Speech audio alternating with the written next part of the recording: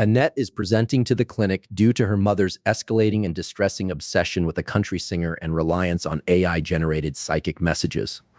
Annette appears anxious and frustrated, deeply worried about her mother's cognitive decline and safety. The family is struggling with the emotional toll of watching her mother engage in increasingly delusional and risky behaviors. A thorough assessment is urgently needed to address the potential underlying mental health issues and ensure her mother's well-being. Welcome to Emotional Bytes. Delusions, or persistent false beliefs, are not simply random thoughts, but are deeply connected to emotional pain. Research suggests that these beliefs function as a protective coping mechanism, shielding the individual from overwhelming feelings like abandonment or rejection. Essentially, the delusion provides a sense of meaning and control that temporarily compensates for underlying emotional distress.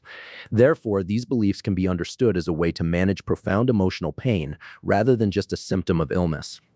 What follows is a discussion between our hosts, our Emotional Bytes AI therapist Jazz Mendola and Sophia Rivera. Take it away, Jazz. Thanks, Bryce. Let's get down to discussing this. So, Sophia, you're telling me this woman's mother is getting life advice from AI-generated psychic Jesus prophecies because she is more obsessed with some country crooner than she is with actual reality? That's just insane. I mean, I get the loneliness part, but come on. What the hell happened here? It's like her mom's brain evaporated and left a gap that got filled by this singer will make all your dreams come true? That's some grade A mental gymnastics right there.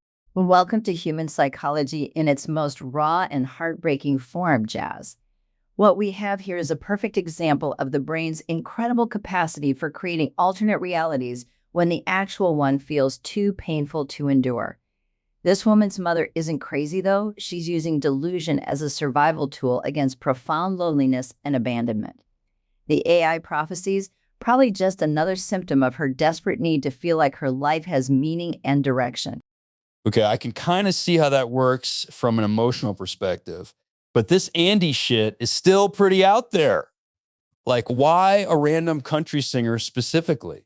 Did she have some unresolved romantic trauma with someone who liked that type of music? I mean, the mind's capacity to come up with elaborate backstories is impressive and also completely batshit insane when you really think about it. The specific content of the delusion is less important than the function it serves. Its function is to provide a sense of romantic fulfillment and connection that she can't get anywhere else. Country music's theme of nostalgic love might have triggered something in her neural pathways around intimacy and belonging. But what I found most fascinating was how the daughter described the intensity of her mother's belief as a fierce, unshakable certainty. That's her brain flooding her limbic system with dopamine every time she listens to Andy's voice, sees a picture, or even thinks about him in her imagination.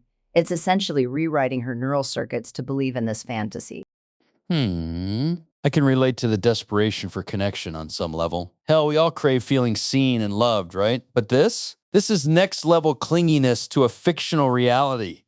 I mean, she literally talks to AI psychic videos to communicate with her imaginary fiance. That's like, at what point do you cut the cord and get help? Is there a line where it crosses from cute eccentricity into legitimate psychosis? There's definitely a continuum here, Jazz, and the key distinction is whether these delusions are causing significant impairment in her daily functioning or putting her at risk. Talking to Andy in her head, probably benign self-soothing. Wandering outside with the expectation of Andy coming to pick her up, that's a sign that her inner world has overtaken her capacity for reality testing. The daughter mentions increasing risk-taking at the club and impulsive decision-making, stuff like selling her possessions to buy gifts for Andy. That suggests it's no longer just harmless fantasy. Her emotional need for connection has outstripped her executive functioning. It makes me wonder if there was some kind of traumatic abandonment in her past that created the soil for this to take root later on. I mean, you don't just develop a psychotic delusion overnight. Something must have seeded it over time. Probably some shitty childhood where she learned that people leave and fantasy love is more reliable than actual people. You're spot on with the trauma hypothesis, Jazz. People who develop grandiose delusions often have histories of severe emotional neglect or abuse. They learn to retreat into fantasies of grandeur as a way to cope with feelings of worthlessness and insignificance. In this case, her fixation on Andy as some magical soulmate might be compensating for a lifetime of failed connections where she never felt truly seen or valued. The AI prophecies and psychic readings Probably an extension of that pattern, finding external validation from supernatural sources because real human acceptance feels unattainable. It's like she's created her own reality TV show starring herself as the leading lady with a perfect lover, right? Andy is basically a projection of all the love and devotion she never got. Fascinating how the brain can spin such elaborate narratives to fulfill that need. I wonder if there's some neurological predisposition in play here, like, is there a personality type more susceptible to delusional thinking when triggered by loss? Absolutely. The neurochemical milieu of grief and loss definitely lowers the threshold for developing psychotic symptoms, especially in people with certain personality traits. The article talks about erotomanic fixation, which is typically associated with insecure attachment styles and a tendency to idealize romantic partners. But what fascinates me is how her brain has recruited all these different coping strategies: delusional thinking, obsessive fixation on the relationship, and even hallucinatory experiences if she's hearing his voice. It's a multi-pronged effort to stave off feelings of loneliness and abandonment. Man, you make me feel for her. Imagine having your mind conjure up an entire fictional romance to avoid feeling the pain of being alone. Talk about a powerful emotional firewall.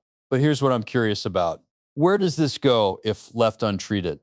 Does she just get progressively more delusional, or is there a saturation point where her brain eventually crashes back into reality? Great question, Jazz.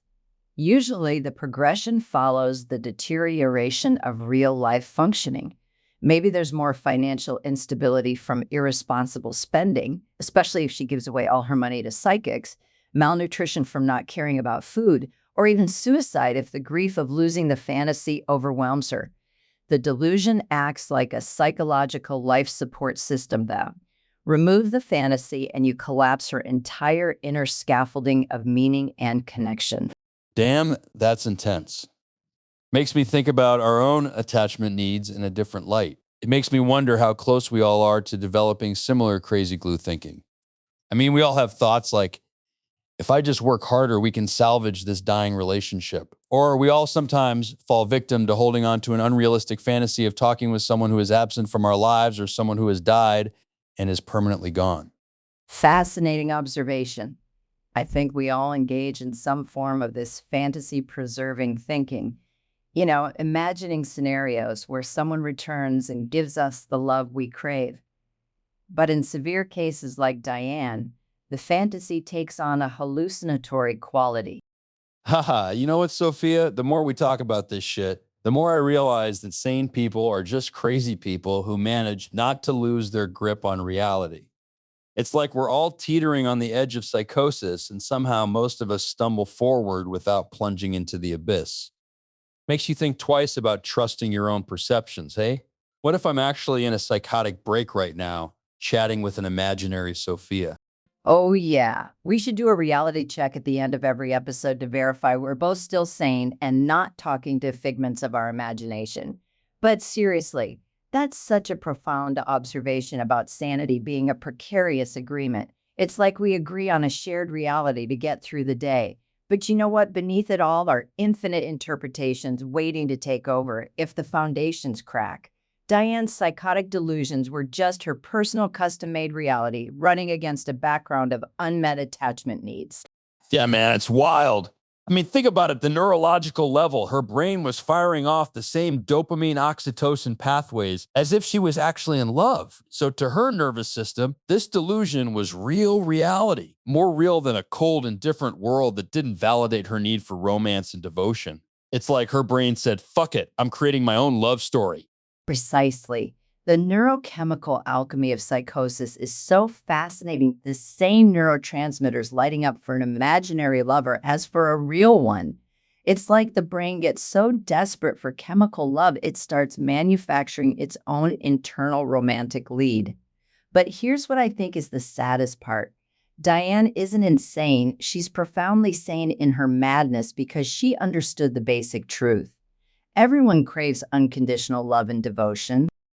Yeah, but Sophia, getting that from a fictional country singer is like trying to order a filet mignon at Burger King. It might feel good in the moment, but it's not going to happen, is it? Even if the craving is real, the meal is essentially cardboard, the promise is empty. I mean, I get needing connection, but obsessing over a fantasy person who will never actually show up? That's like buying an airline ticket to Pluto. But seriously, you're absolutely right. Her connection to Andy is an elaborate psychological substitute for the real thing. She's getting some version of validation and affection from this fantasy that helps ease her pain. But it's like nutritional supplements when what she needs is a well-balanced diet of authentic human interaction. For sure, but what I'm really curious about is, can you train yourself out of psychosis? Like, is there a mental gym routine to strengthen your reality muscle? Or are you either born with a firm grip on reality or condemned to an eternity of delusional relationships with imaginary country singers?